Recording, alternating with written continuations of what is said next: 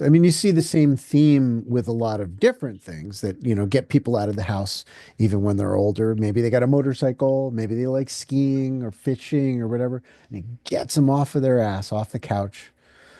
And it's always there, to a reason to pull you forward, the carrot in front of the cart.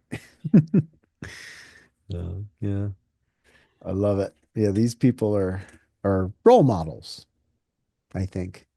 Yeah.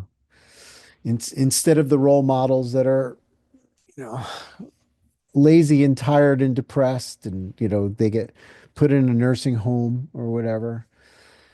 And yeah, their life is physically happening, but not their soul, they're not here fully.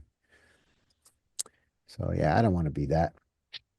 I want to still be inspired by life, I mean, I still think if somebody is inspired or of a depressed mindset, it's a failure of paying attention to what's actually happening here. Because if you really pay attention to the miracle of existence, the miracle of life, the miracle of everything that's going on around you, not your own life, flowers blooming and growing and children being born and running around, keeping you up late at night, it's a freaking miracle. And just we forget that because I think that the mind has two modes. We have the inspired mode, summoning life force, and then we have what Freud called Thanatos. Not Thanos, that's different. But Thanatos is the death instinct. It's a program in the cellular structure of the brain that is basically just starting to shut down and prepare for death.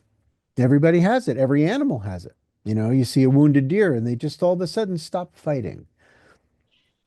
And we just have to recognize it will always be there, to just do its job, to ease our transition out of this life. But if you choose, and I use this one an awful lot. If I start to get a little bit in a down mindset, I stop and I think about my life and I make a really bold and usually pretty loud statement. I choose to live. I choose to live.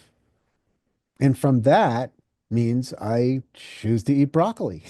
You know what I mean? All the positive, constructive thoughts. I choose to take a walk. That comes from I choose to live. I choose to drink more water. I choose to smile and laugh.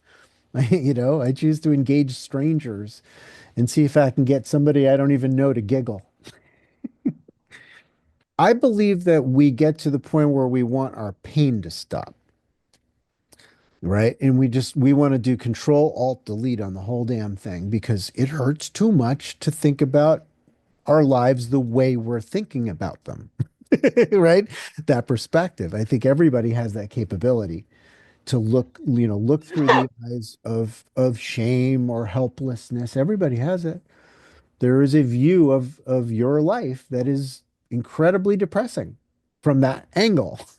Fortunately, there's all these other angles that we could be using, and if we're stuck in just that one, we got to shake the etch a sketch and remember that that's not absolutely true. It's not absolutely the only way to look at things. And if we realize and remember, I choose to freaking live, it summons the will in the moment, in the now moment. I choose to be here, inhabit this life. I choose to put on this whole reality that I've constructed for myself. Your version of existence on planet Earth. I choose to just be it, whatever it turns out to be, even if it's a little different than I thought. Well, I mean, it's the same thing that, when I was stuck in a cave and I had to climb out of it, climb up a raw rope, hand over hand that was wet. When I was frozen because I was stuck in the bottom of this cave, and I had this same feeling again. Like I choose to live. I choose to live right now. And all the energy that I needed showed up because of that conscious choice. Yeah.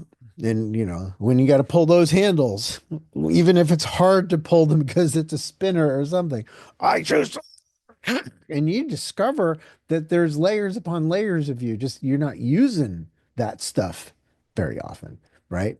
I mean, thankfully, we don't have to use the fight instinct or the runaway really, really fast because the bear's chasing us. Most of the time, that's not our life. But every once in a while, you discover that there's more than one version of you, and one of them has teeth. One of them has physical power, and is very creative in the way that it can resolve things. And we've especially with the Buddhism, man, they have downplayed the ego in its role, right? The ego's bad. Oh, yeah, but where else do you get that instinct from? Else do you get that passion of I will pull my handles, I will solve my problem, I will climb my way out of that other guy's canopy, you know. I will find a way to get that seatbelt off when my canopy has deployed out the door or whatever. You're going to be dealt these things every once in a while to see if you're paying attention. And in those moments, we do have the choice to go with the Thanatos thought system, the victim in the shock and awe in the freeze, which is basically putting Thanatos in the driver's seat, or no, no, I will not. I choose to live. Uh, I think the ones that live to tell the story, the ones that are 80 years old and still skydiving, and you look back in their history, and oh, by the way, that 80-year-old guy fought off cancer 15 years ago, or they fought off this or they fought off that, and they managed to stay above ground because of their passion to be alive. It's very easy to look at old people and go, oh, just decrepit old people, they smell funny and whatever. And what we should be doing is going, nice, man. Good, nice job staying alive. It's not that easy. You did have to summon that life force.